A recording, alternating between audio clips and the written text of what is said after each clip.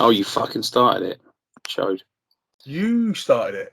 Oh, fuck you. You started it. All right, 3, 2, 1. Welcome back, ladies and gentlemen, boys and girls, children of all ages, to the virtual Barbers Shop.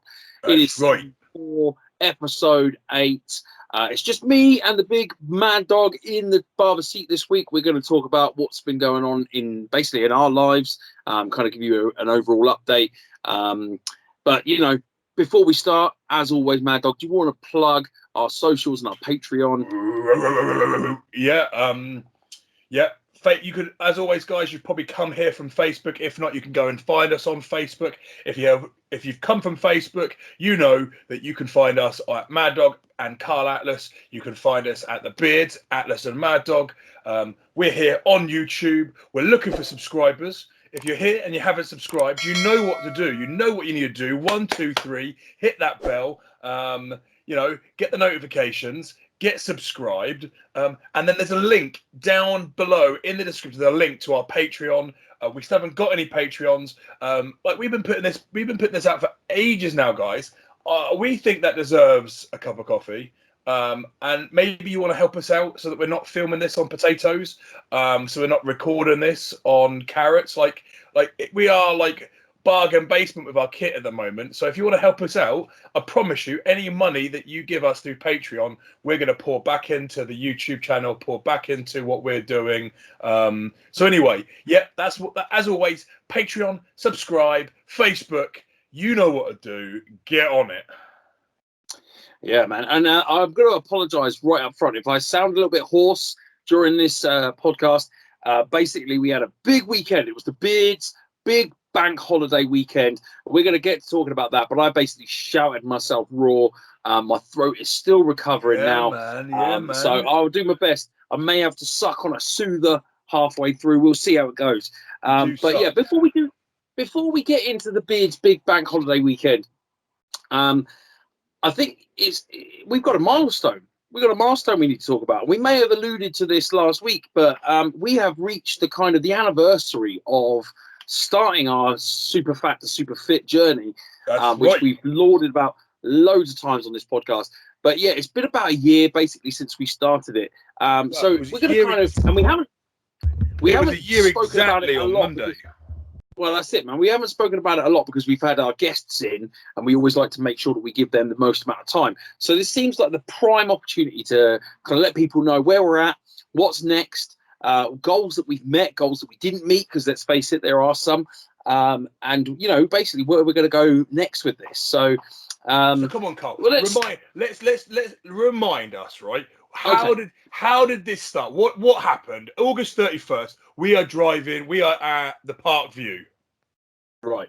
I have got a fag in my mouth, and we've got about half a dozen. I've got a fag in my mouth. Genuine story. I'm sat on a bench backstage. I've got a fag hanging out of my mouth. And we're drinking Monster Energy drink, correct? Yeah, damn right, yeah. And basically, I turned to you and I said, I want to get into some sort of shape. Now, my original motivation, there was lots of things. Obviously, there was lots of reasons why I wanted to do it. I wanted to be healthier. I wanted to be able to go harder in the ring. But the other one was I wanted to be able to dress up like a superhero for my son's birthday and not look like a bin bag full of mashed potatoes if I put on the costume, you know. And my son loves superheroes. I love superheroes, clearly. You can see the stuff behind me.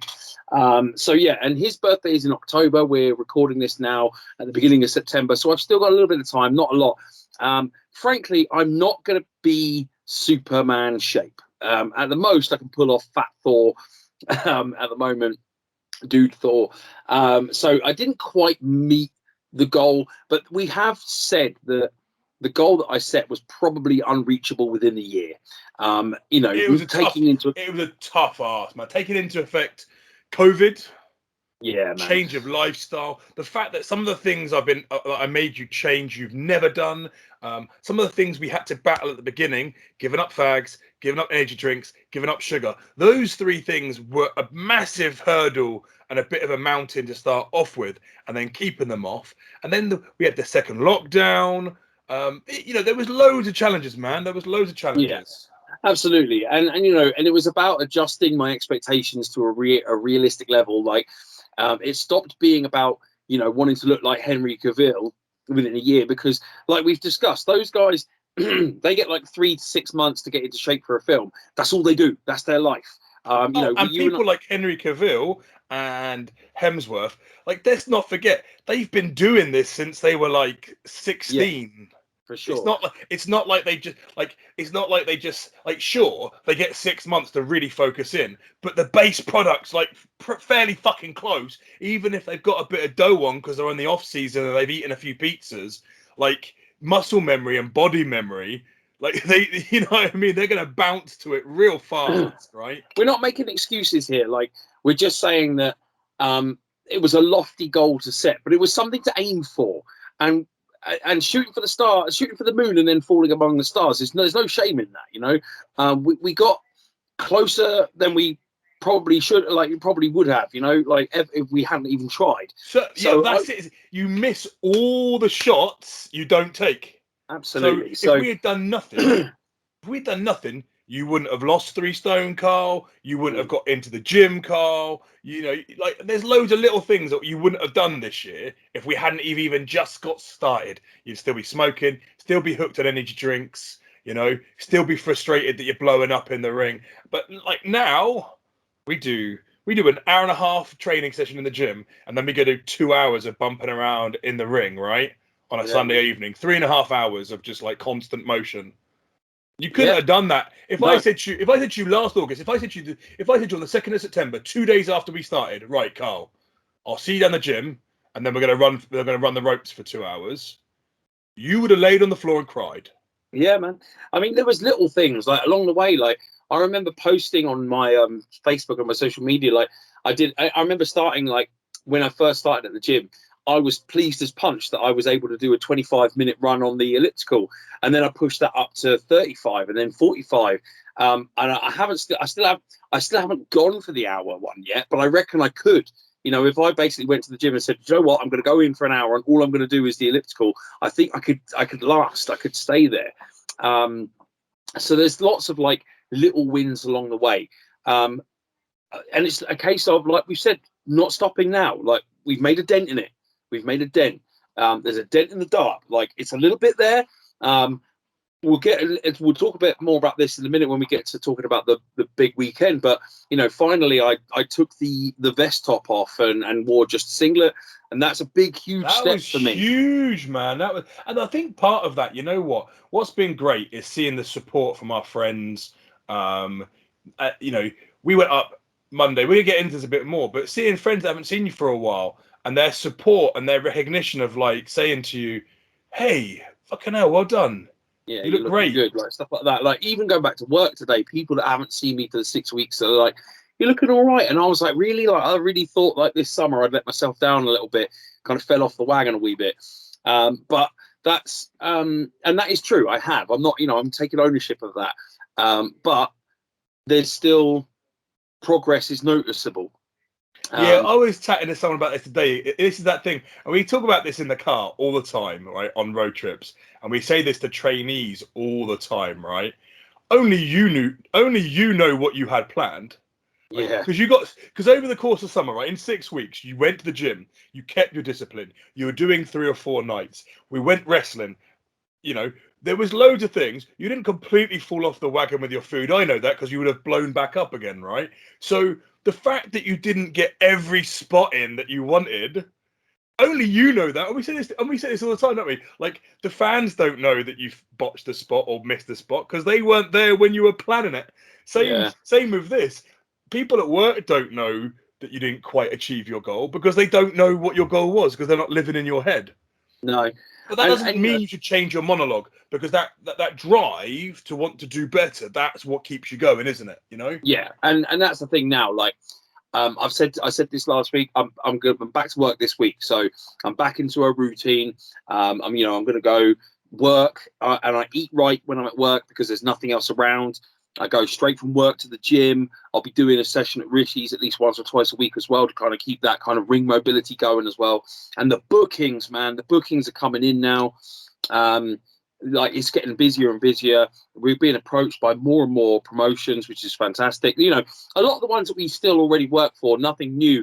There's a couple of new ones on horizon. which is exciting. But yeah, it's feeling really positive at the moment. So what do you think next? What do you think? So we're 1 year in, right? We're 1 year in.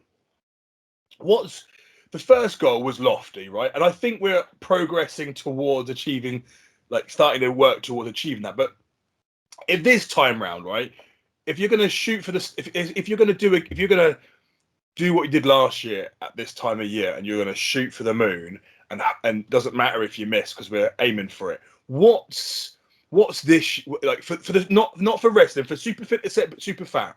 What's your new goal? Are you keeping the old goal, or are you changing it? The two kind of go hand in hand, because yes, I still want to look better, like in terms of developing my upper body, my shoulders, my arms, my chest. That's definitely a focus. I want to look big. Losing the darb, that will come with time over, course of dieting and doing a bit of exercise. But actually, I was very much inspired by stuff that happened this weekend. And, I remember saying to you, and you even called me out and said, right, that's the next goal. We watched a match that was like 25 minutes, half an hour long, bell to bell, non-stop action. And, I was like, when we both looked at each other, oh my God, I couldn't do half the stuff these guys are doing. I'm blown up in the first 5 minutes. And you looked at me and you went, you could do it. You can. Yeah, you could do that. I know I can't, right? I don't aspire to it. I got a different style of, and it's not just because I have a different style to that. I'm not a spot monkey. I like to tell story. I like to shout at the crowd, but I know you love that shit, right? And some of those matches we were watching, I could see you, and I could see the gears turning. And there was guys in the ring that I know are your peers, that you came up with, that I know you are just as good as. You don't know you're just as good as, but we know you are. I know you are. They know you are. Everyone else knows you are. So that's my thing for this year, to drive the physical confidence into you just by beating the fuck out of you in the gym for a year, so that because let's face it, if you can get through what I put you through in the gym, and if you can get through what we put each other through on the Suicide Squad, then fucking getting through 25 minutes is easy. Yeah.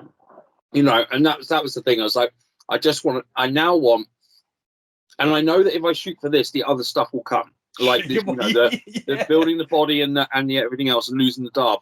Because you're going to need that. Because you're going to need that to get through the 25 minutes. You're going to need the strength. You're going to need the tank. And there's no way you're going to have the tank if the darb's in the way. So you're going to have to.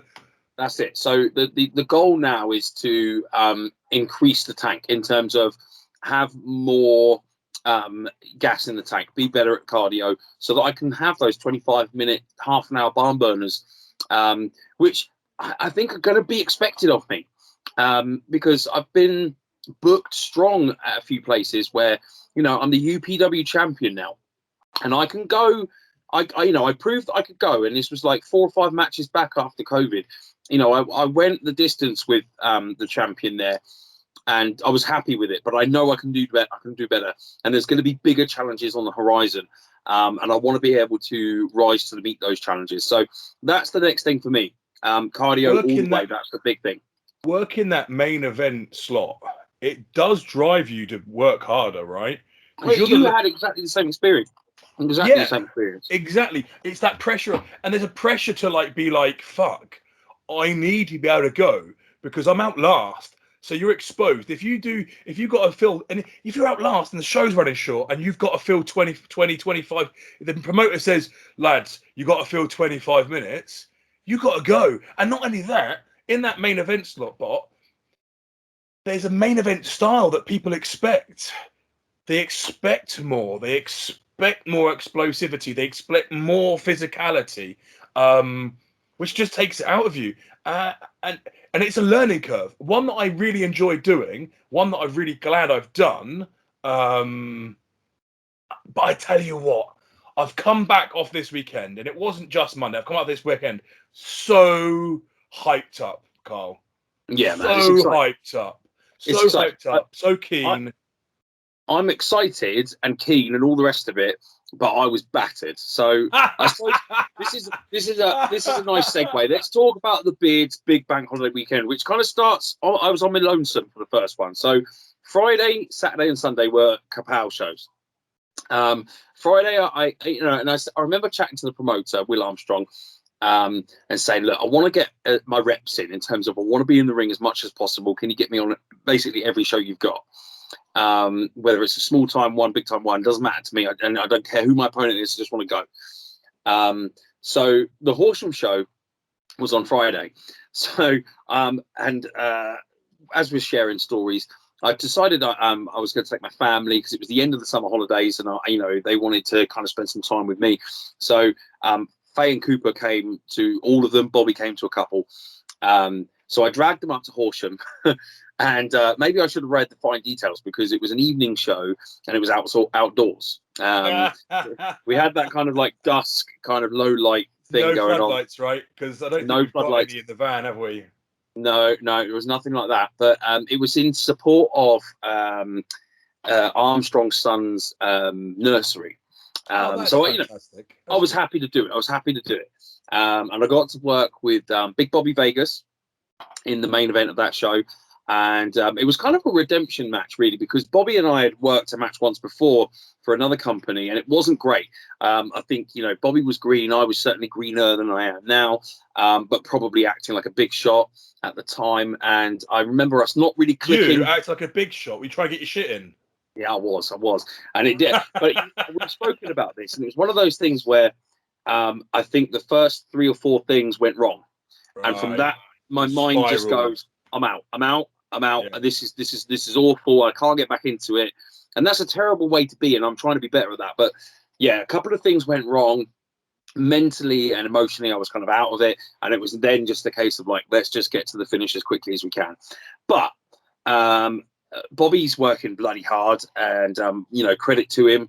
And he's definitely improved. And we had a solid match. He worked my match. He worked me. He worked my match. And it was good, and it was really solid, and I was happy with it. So that was night one, and I didn't do anything crazy in that one. It was a good pace. Yeah, but it was a nurse. Like, you're not going to go mentor in the garden of a nursery, right? It wasn't the right setting. It wasn't required of me. Not the right setting. Now, I couldn't make that. I know the bookers wanted me on that one. I couldn't make that. I had the kids Friday night, so my wife was down at Victoria's watching Madness, and I had the kids. So. And to be fair, I try not to do, like, 4 nights would have been a lot for me. 3 was, oh man. And then to be fair, like, I drove Monday as well. But so let's talk about Saturday first, though. So Friday night, fast forward to Saturday. We're at the Hailing, the venue that we work there down at the community centre. We've done that venue 3-4 times, I think, as KAPOW.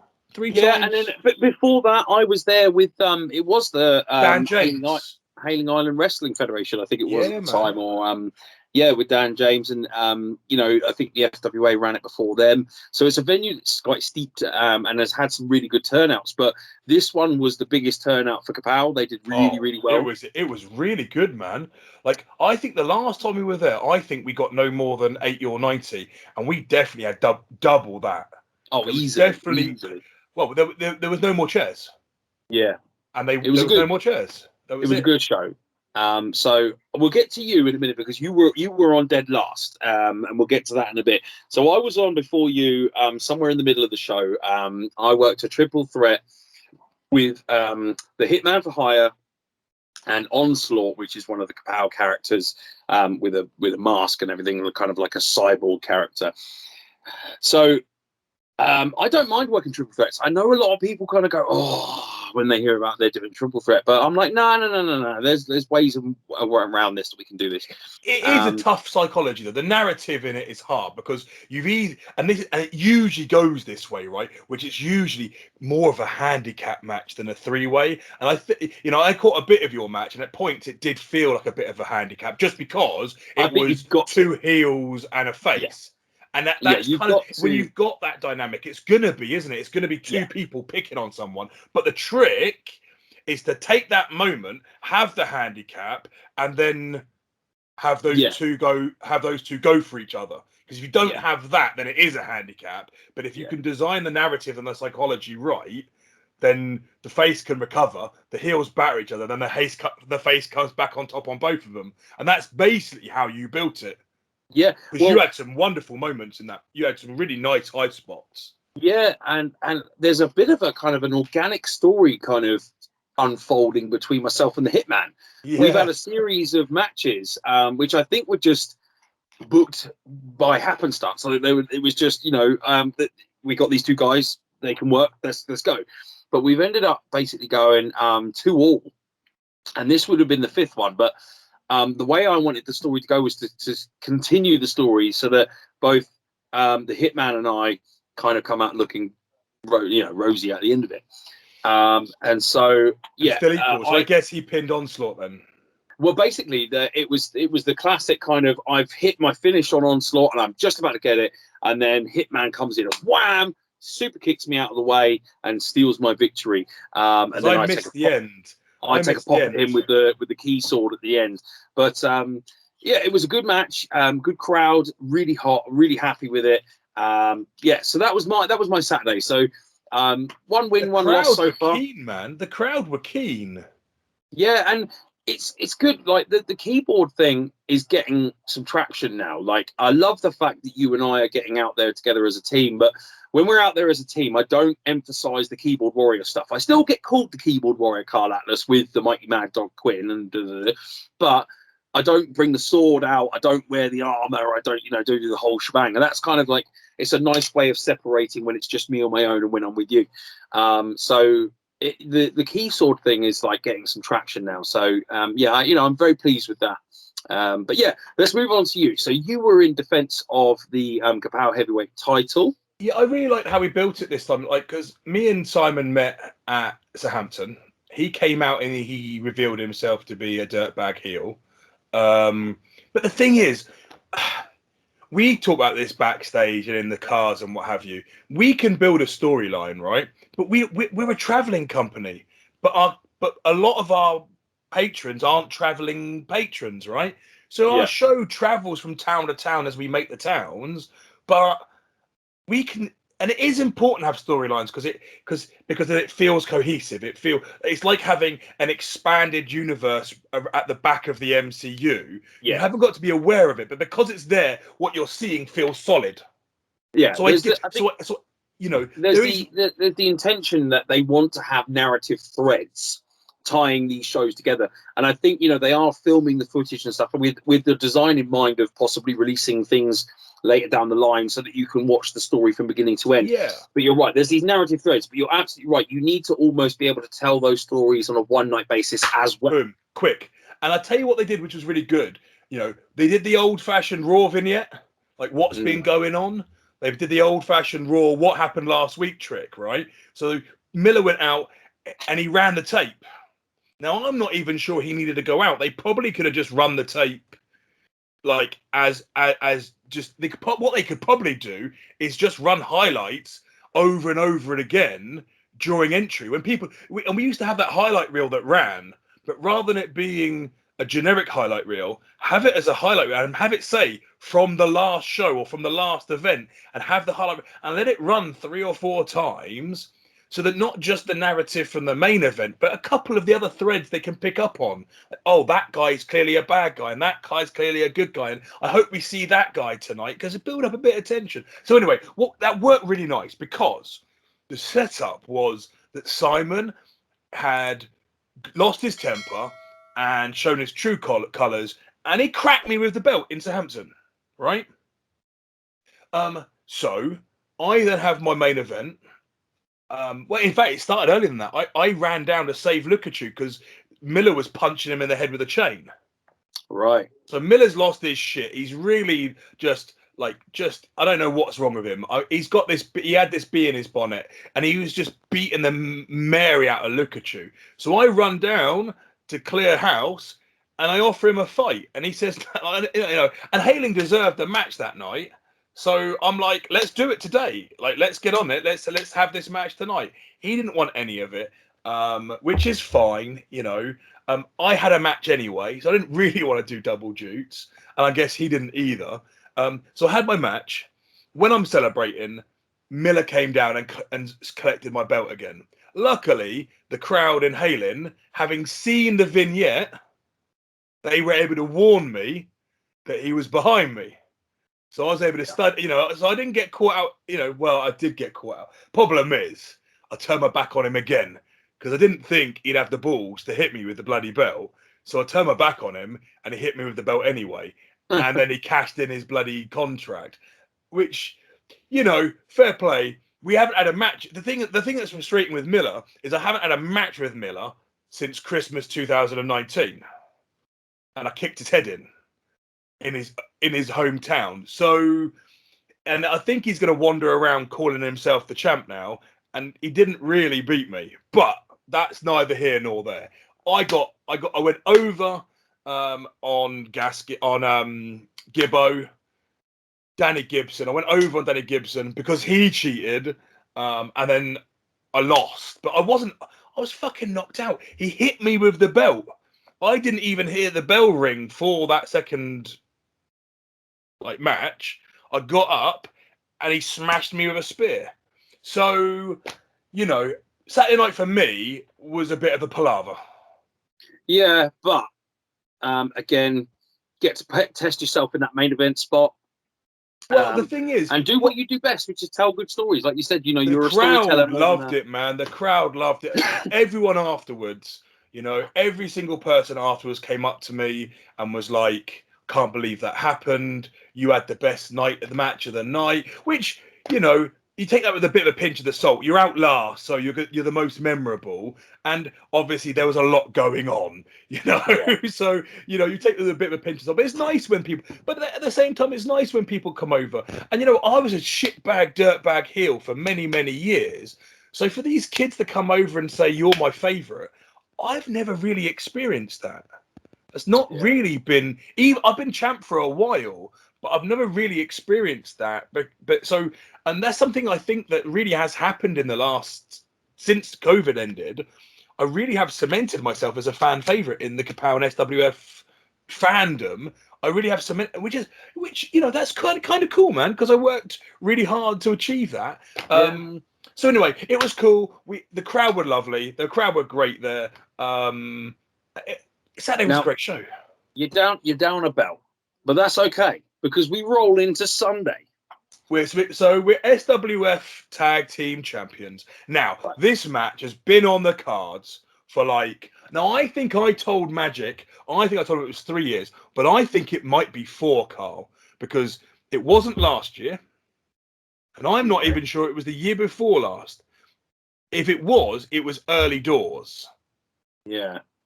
Basically, we were set to face the Ghost brothers, Rishi Ghosh and Raj, or Tiger Raj, and last year we were set to wrestle them last year. Due to injuries and COVID and everything else, it got postponed and pushed back and pushed back and pushed back and pushed back. So we've been the SWF tag champs. Now we haven't defended those belts a whole head of a lot, holding our hands up again twice against the Bulldogs. I think twice against the Bulldogs. Maybe and again due to a lot of factors. The Pitbulls. We've defended them twice to the Pitbulls. Once when it was Joe. That's remember? Right. This is how long. Fuck me. It hasn't been Joe and Mike for ages, bro. It hasn't been Joe and Bulk for ages. Dave's been back for ages. So we've had those titles for fucking years. And I think sometimes I was in the heavyweight singles picture as well. Yeah, right. Sometimes we weren't able to defend because I was off doing singles things. So so this has been a long time coming. And we were supposed to do it at the Chamberlain Leisure Centre show, but that got put back because Rishi got pinged. Now he didn't actually get the COVID. He was just in close contact and he was following the guidelines and doing the right thing. He stayed home. But now it was finally time, and we're going to do it now in the Hobbit. Now the Hobbit which pub, is my home. Yeah, is Mad Dog stomping grounds.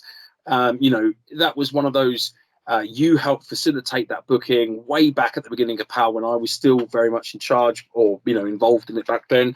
And we've had a few shows there, and they've all been really good. And so we roll into Sunday, and first things first, actually. I thought they really upped because it's new management, right? I really thought they upped their game in terms of like giving us a bit of production value. There was a lovely. Everything. They've upped the game of everything, haven't they? The Yeah. building looks nicer. The garden. They've clearly invested in their business. The pub looks great. The garden looks great. They got stage. They got lights, and they were super keen for it. They put promotion out. They sold tickets. You know, they made that successful, man. Yeah, and it was a good crowd again. Another good house for us. Now, mature, man. Very surprised. What a mature crowd, because we've done that for, like, apart from COVID, we've done the Hobbit 4 times, right? And it's predominantly a fun day. Yeah, and in the past it has been, you know, a fairly even mix of children, families, and then your rowdy locals.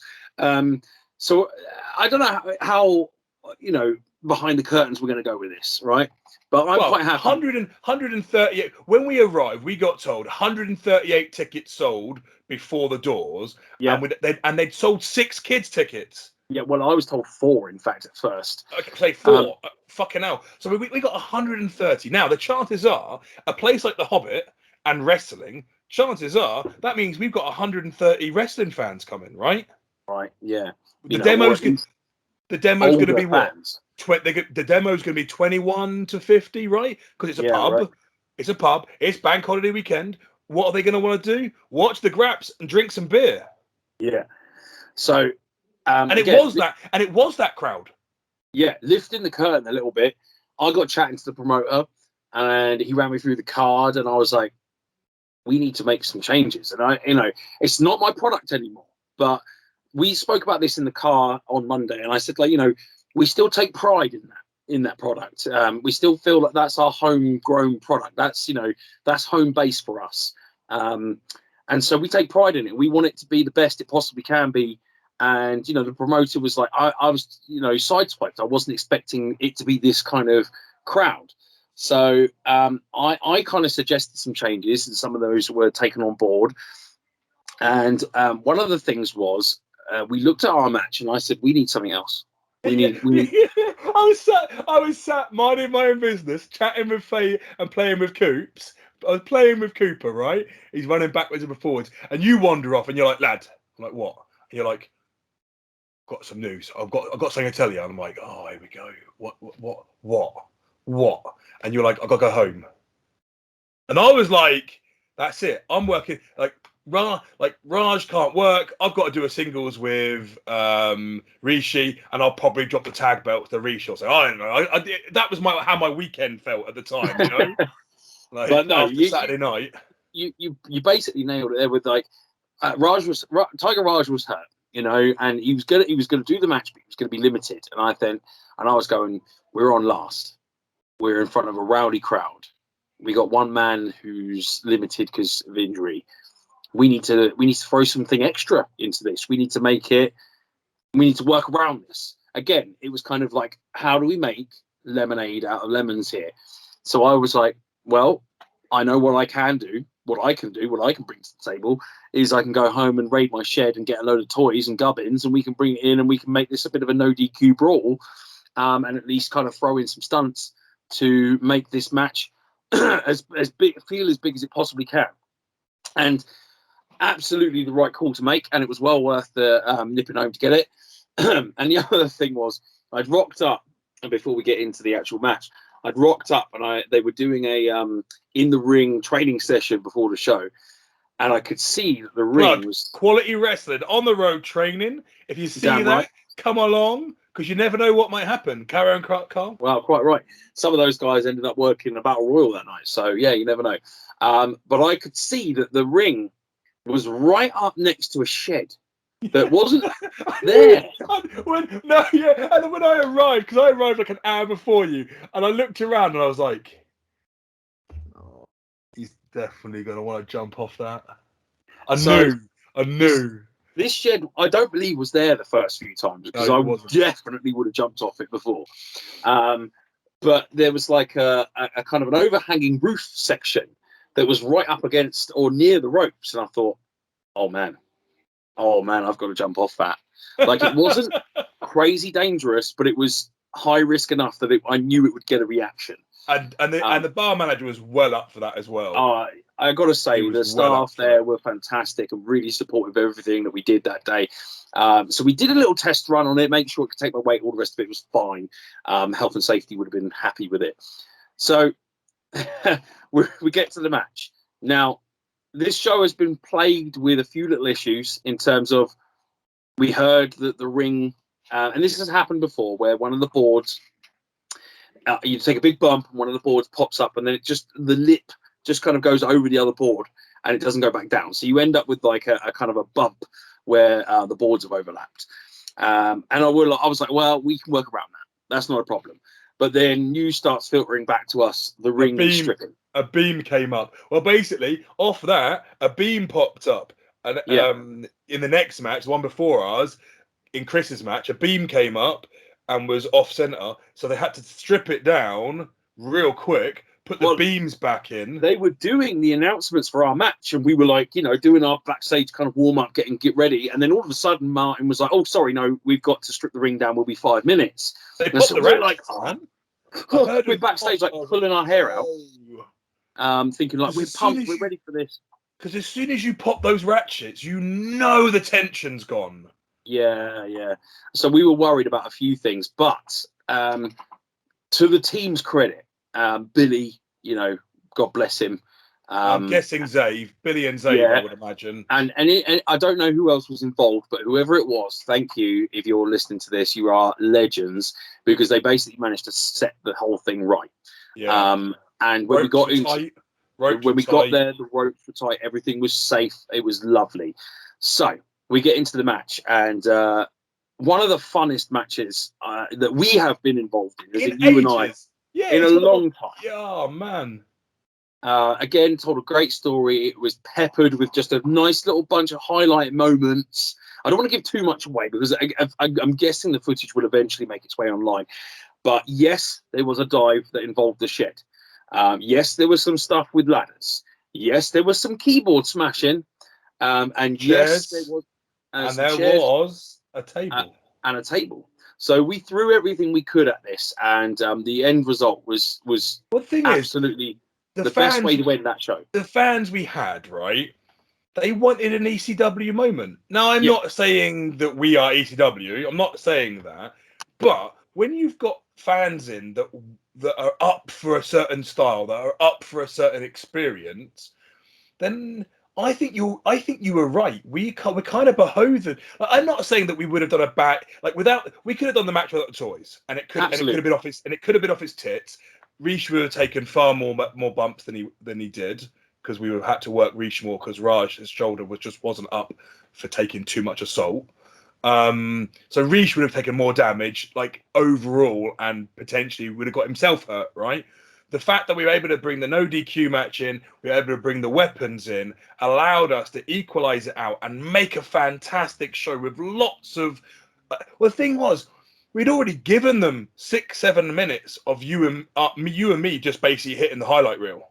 Yeah, man. We hit the highlight reel, and then they powdered, right? So when we then went through, and it was your standard hardcore match. We built it. It was built. It layered. It met a crescendo, which is what you want. But the crowd were there on every single tone, on every single beat. They were like, "We know what we want. We know what you're giving us, and we are totally here for it." Yeah, even Rishi's standard comedy gold. In a match like that, where you don't necessarily need to throw in comedy, but if Rishi's doing it, it's perfect. And again, I don't want to spoil it. You definitely. I was corpsing on the outside. I was meant to be doing something else, and I was just corpsing. I had to turn my head in and roll under the apron a little bit, because I was just wetting myself. Because, I was meant to be recovering from a headshot with a chair, and I pissed myself laughing. I'm like, shit! I just rolled in underneath. Now, here we go. So we can give away the result, because it's been announced.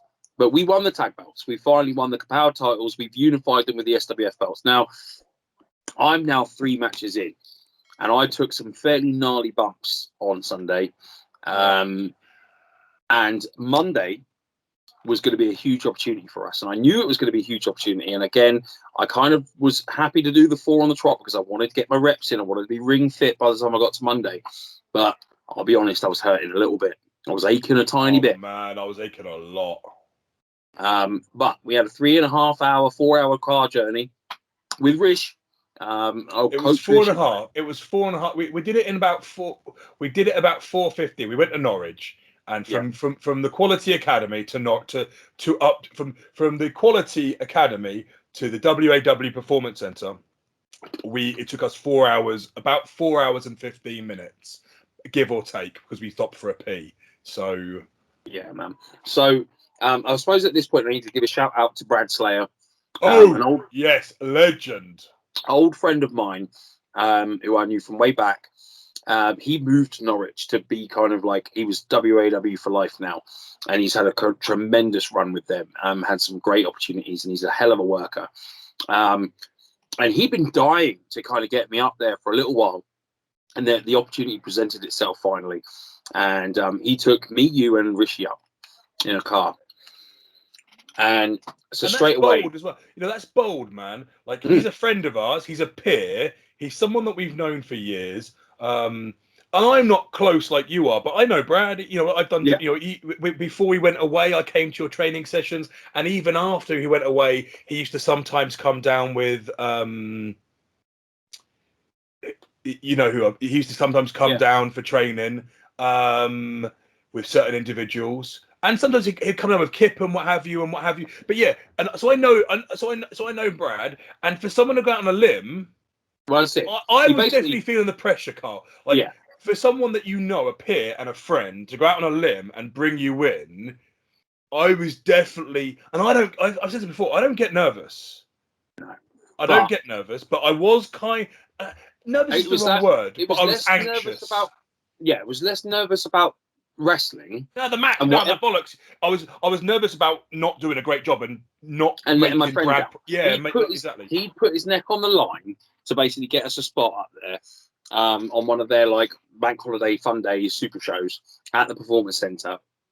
And Rishi was feeling the same. You know, he felt the pressure to perform that day as well. I don't think he's performed up. I know he's performed for them, but I don't think he's performed up there for them before. No. So the thing is, this was the last match in their run of their thank you series to their fans. Yeah. So we said it was a fun day and a free day, but they all the way through August, WAW have been putting on all of their shows everywhere. Apparently, they've been doing for free to say thank you, to give back to their local community. So they kind of helped get them through COVID, because they survived COVID by the sponsorship and by the kindness and donations of their fans.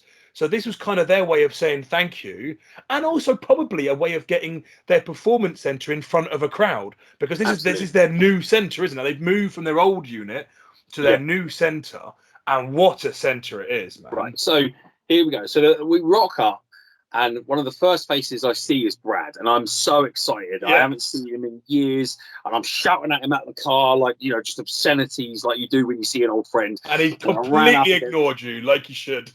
Yeah, well, eventually he couldn't, because I ran up and I gave him a big old manly bear hug.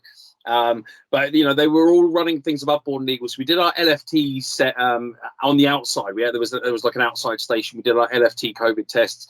And once they were all clear and we were all sort of temperature checked and all the rest of it, we were allowed into the building. And you walk in, and it's glorious. Their setup is wonderful. Well, you saw Rishi's face, right? Because Rishi looked across the bar. He looked past the ring. Now, they've got this whopping great big ring, and they've got these whopping professional barriers. And you can see Rishi's eyes go across that, completely skip all of that, completely ignore anything to do with wrestling, and he looks straight at the snooker table. Yeah.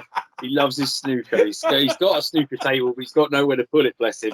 But the second thing that caught his eye after we'd had a chance to take it all in was basically the what would you want to call it, like the gorilla position, kind of the production center, if you like, you know, where the monitors are, and he was doing the music and all the rest of it.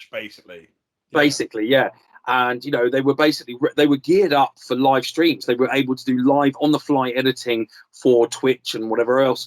And that was like another level that you and Well, I they haven't took our really. music and our name and they put us an entrance video together in like 5 minutes. It was done. yeah. And it was just it was awesome. So and then I remember bumping into Julia and a few of the others, and we did our usual. We went around glad-handed, and then there was the shout of like, right, we need to pack down everything. We'll set the chairs out, and I remember like I knew straight away that you would have done it, even if I hadn't said anything to you, and I didn't need to. You were on it. You were like, well, let's make ourselves useful. And last thing we like is standing around looking like a bunch of lemons or big shots, not helping. So we started hoofing out some chairs with the rest of the lads, and I remember the first person to notice it was Julia, and she was like, "Oh bloody hell, you can come again." And I knew that was the sort of thing that we needed to do to make a good impression. So then That's we find really out, important, by the way. oh man, We get lots of, and we've said this before. We get people who listen this, and not everyone that listens now. We've got a good listenership, and I really appreciate everyone that's hung around there listening still now, right? But if you're a trainee or if you're new to the business and you're listening to this, right? If you're at a show and you've got your hands in your pockets, now you might be nervous. You might be having to do a match tonight. You might be scared. You might not know anyone, right? The worst thing you can do is stand in the corner or try to hide, because that will get noticed, right? Go and find someone who looks like they know what they're doing and say to them, how can I make myself useful? If they say, stay out of the way, perfect. Because that's what they're asking you to do. If they say, go and speak with this person and help with the merch table, or go and speak with this person and help with the gangway, the gantry or the entry, or if they say, go grab that ratchet and run it around the outside of the ring, do it. And then on your next show, you haven't got to ask because you know what's useful. Go and do that thing that someone told you was useful. And then every time you're stood around doing nothing, find someone who's busy and ask, what can I do that will be helpful? And then eventually in your head, you'll know there's 10 things I can do to be helpful at the start of a show. And people will, and I promise you this, people will notice that. And that's the sort of thing that leads you to being considered a trusted hand, because they know that you can help. Now, out of respect to WAW, and the fact that their product is available via Twitch on their Twitch channel, so please look that up if you want. You get a 3-month subscription if you're already subscribed to Amazon Prime, by the way. So get on Twitch, search for the WAW Super Shows, and get on. Use your Prime sub, and you can use it every month. So even if you want to follow Call of Duty next month, this month you can give that sub to. There's no renewal on it, so every month you've got to re-sub to something, but it's a free sub. And Jeff Bezos does not need the money, and WAW definitely need it more than Jeff Bezos does. So definitely head on Twitch and give your Amazon Prime subscription, and you can watch our match. Yeah. No, I'm not going to go into we're not going to go into the details about the match or give too much away, like lifting the curtain backstage, because again, I want you to go and see the match on Twitch, and I want you to support them. But it's their curtain, not ours. So we're not willing to lift that. What I will say though, Carl, I tell you what, whenever you go to, go on. I was going to say I think we could say this much, and without being disrespectful, we found out that we were on with their academy standout trainee tag team, the Battle Cats. We knew nothing about them, and I will say this: they impressed me. They impressed the hell out of me. They were a hell of a team to go against, and I'd love to get the opportunity to go again. Knowing what we did on match 1, I think if we got a match 2 or even a match 3, we could be cleaner. We could do a cleaner match. The house down. We could definitely do something special with those guys. So they are well worth looking into as well. Great lads, they're young, but they really worked hard, man.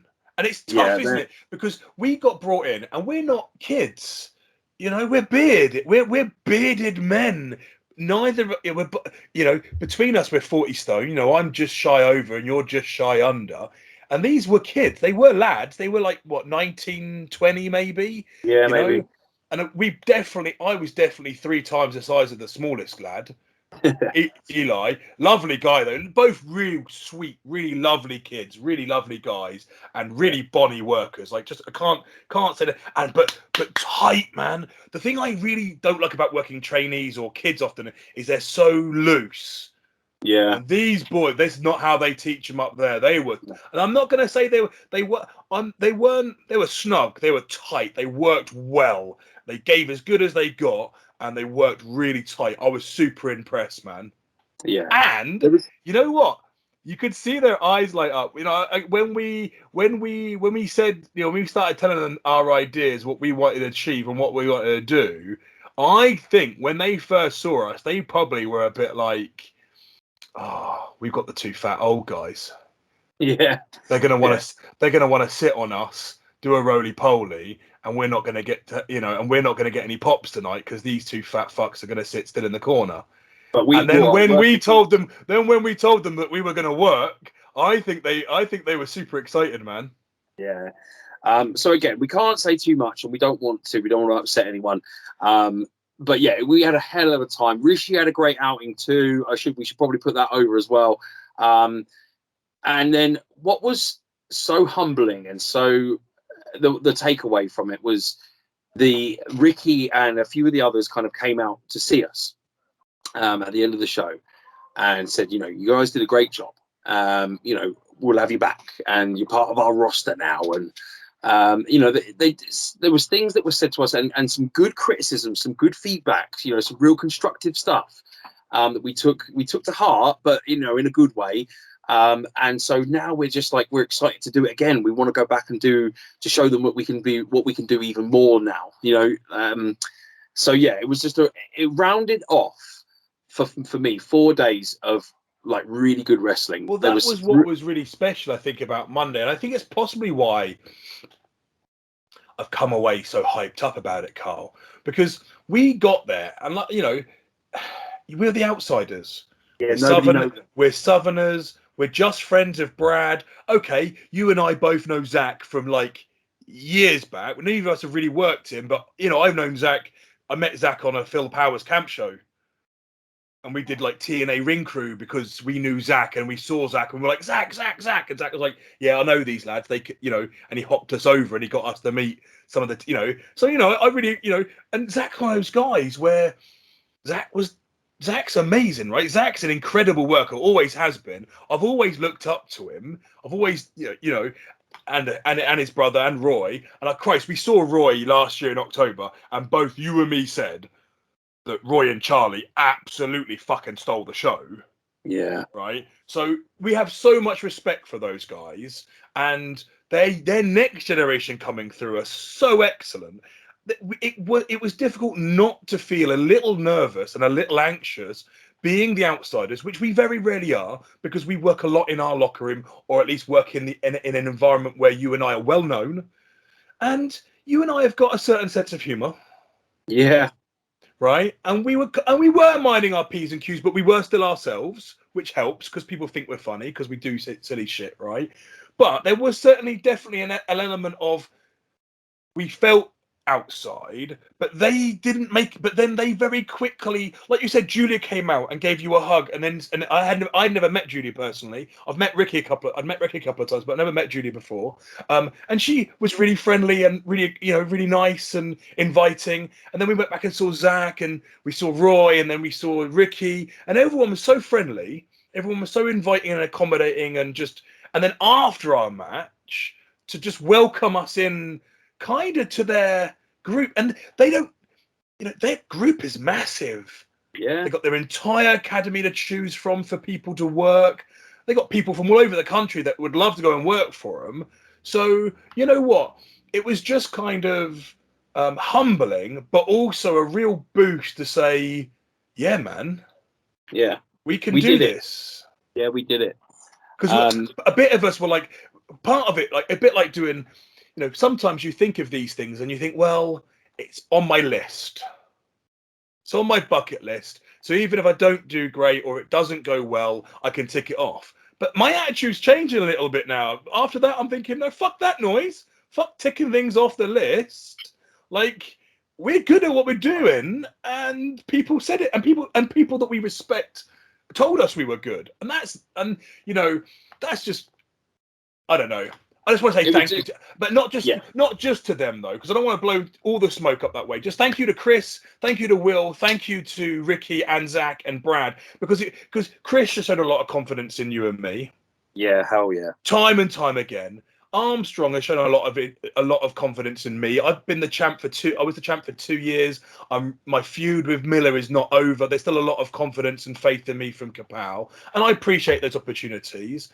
So I think, all three of those promoters over this weekend, I really appreciate everything, and I hope they know that we appreciate that from the effort that we put in and give back. Yeah, that's right. It wasn't 4 half-assed performances. It was 4. I'm going to give you the best I've got tonight, and what will be. And it was 4 really good matches. I paid for it. The days after, seeing my Cairo on Wednesday was interesting. He was like, "What have you done?" But it was worth it. 100%. You know what I did the next day? You went to the gym. You were a beast. You were an animal. You know what I did the day after that? I went to the gym. And you know what I did today? You know what I've done every single day since then? And this is what I mean by hyped up. Like, fucking let's go, boy. Let's just ride it. You got to ride it. Man, we should probably wrap it up. We're here, man. We've rambled enough. Yeah, man, we're here. And we've ended it on a real high positive note. So you know what to do, people. You know what you need to do. You need to smash the like. You need to hit some comments. You need to subscribe. 100% you need to subscribe. You need to find us. You need to come to shows. You need to buy merch. You need to support British wrestling. You need to support local wrestling. You need to find out when we're going to be in your area. KAPOW are working everywhere at the moment. If you're listening to this, we're going to be somewhere near you on the South Coast. We've got Leatherhead. We've got Crawley. We've got Poole. We've got Southampton. We've got dates, and we've got stuff going on from now until Christmas, and next year we've got 30 dates coming up, and that's not even talking about that we're working for John. We've got Freeman, we've got premiere shows coming up. The WAW lot are going to have us back. They've already told us they're going to bring us back, so we're going back up there. When we go back up there, we're going to tell you this time. We didn't know they had a Twitch feed. And even though we didn't know that, we still had our friends. Thank you, Gav. Thank you, Steve. It was real boost to us, actually, I think, when we were driving back to get that feedback for people going, "We watched your match, boys," and it was the fucking tits. That was a real boost. That really helped, especially with the 5-hour drive I had. That kind of really pepped me up and kept me going. But we'll tell you before we go next time. But yeah, you've got to subscribe. You've just got to follow us. Hit the notification button. You know what to do. It's the end of the show, Carl. You know what to do. Oh.